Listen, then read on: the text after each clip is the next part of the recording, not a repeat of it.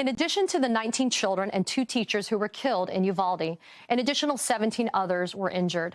As of now, there are at least 14 that are still recovering in area hospitals. As we've been discussing, these mass shootings are now woven into the very fabric of our country. They've happened at schools, at concerts, at places of worship, at grocery stores, at movie theaters.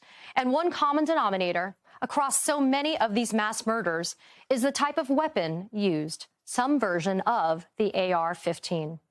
NBC News has confirmed the gunman in Uvalde actually had 2 AR-15 long-style weapons on Tuesday.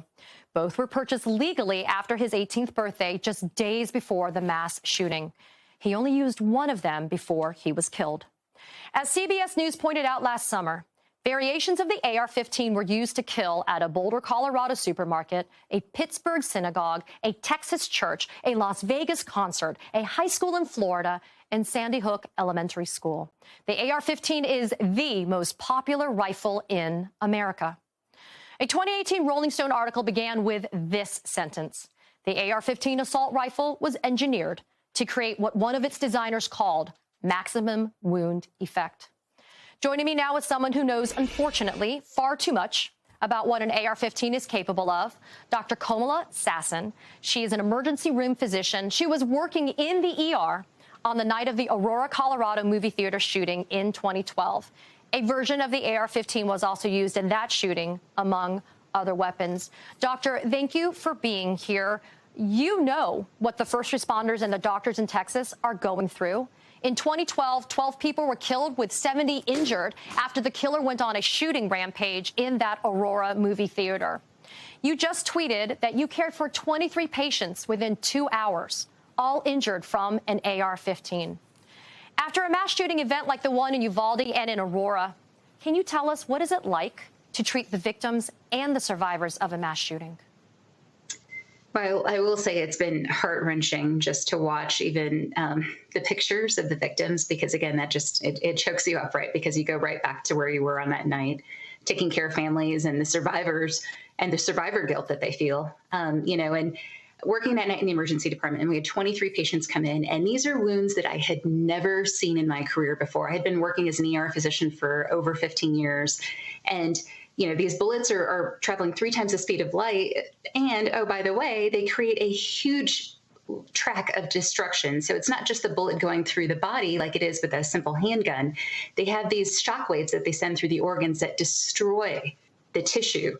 And so, I had patients at night that came in with their intestines hanging out, with half of their heads shot off. I mean, it was such a graphic scene that I have never, ever thought I would see in my career as an ER doctor. And I think, thinking about all of the victims out there, there's a reason why their parents have to give DNA samples. Their bodies are destroyed by these rifles. And it's, again, something that I don't ever want to see again. And I hope and pray that we never do, because it's awful to have to both live through as an ER doctor, but then to have to talk to the families afterwards and tell them what has happened to their loved ones.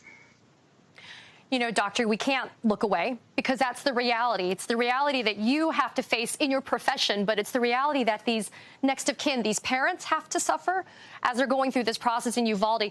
A radiologist in Florida, after the Parkland shooting, wrote an op-ed, and she said, quote, "As a doctor, I feel I have a duty to inform the public of what I have learned as I have observed these wounds and cared for these patients. It is clear to me that AR-15 and other high-velocity weapons, especially when outfitted with a high-capacity magazine, have no place in a civilian's gun cabinet." You talked about the fact that authorities have now asked the parents in Uvalde for DNA samples to identify the remains of their children. An AR-15 is designed for maximum wound effect. The damage is the purpose. What do you want to say to those politicians who are opposed to banning AR-15s? There is no reason that a person, a civilian, needs an assault rifle. I cannot say that enough. I mean, I have watched time and time again after July 20th of 2012 of so many people who have been really victims of mass destruction. That's what I call assault rifles. It is a machine that is designed to kill as many people as possible in the shortest amount of time by somebody who probably is very unskilled even at shooting. And the purpose is to kill as many people as possible as quickly as possible. And so there is no purpose, there is absolutely no reason in my mind that somebody needs to have that in their gun cabinet. You know what? A handgun does not have the same ability to kill as many people. It does not have the ability to kill as quickly. A bullet from a handgun will kill because it directly hits an artery or an organ that is vital, like the heart or the brain.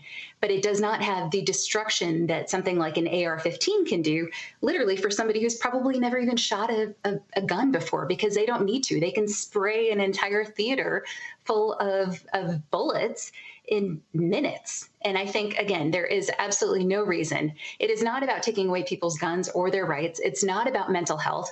We have a mental health crisis in the US for sure. And it is very challenging as an ER doctor to know that we have to put people back, into the public who maybe have mental health illness. But the thing that keeps me up at night is the fact that they have easy access to weapons like AR-15s and assault rifles. And quite honestly, no one needs one. On top of the knowledge you have in your professional career, you're also the mother of 2 young children. You tweeted a very emotional video this week about how difficult it was to send your kids back to school after hearing the news about what happened in Texas. I'd say it's almost cruel, frankly, because you know how much damage can be done with these weapons while also being a mom. Do you have anything to say to the families and the next of kin that are in Uvalde that are walking in this path that you had to deal with after the Aurora shootings? It has taken me days to not be able to cry when I see the images of these victims and the victims' families. Sending my kiddo back to school, who was celebrating his last day of first grade and moving into second grade, I think the thing to me that was probably the hardest to think about was, what if that had happened at my kid's school?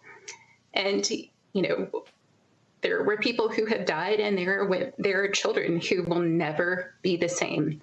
And so I think we can't just think about the victims who have died or the victims who have been injured. There is an entire community that has been irreparably damaged from what has happened. And if you talk to folks from Columbine from many years ago here in Colorado, those victims are the victims of both the shooter, but also of the aftermath of the survivor guilt, of the aftermath of the families and friends that are trying to pick up the pieces and understand why some senseless tragedy like this happened. And so, it's hard for me to see those pictures, but I want to see those pictures. I want to tell those families I am so deeply, deeply sorry.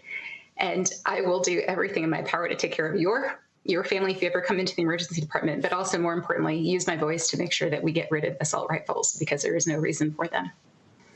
Dr. Comilla Sasson, thank you for your advocacy and for your service. I appreciate you. Thank you for having me on. I appreciate you too.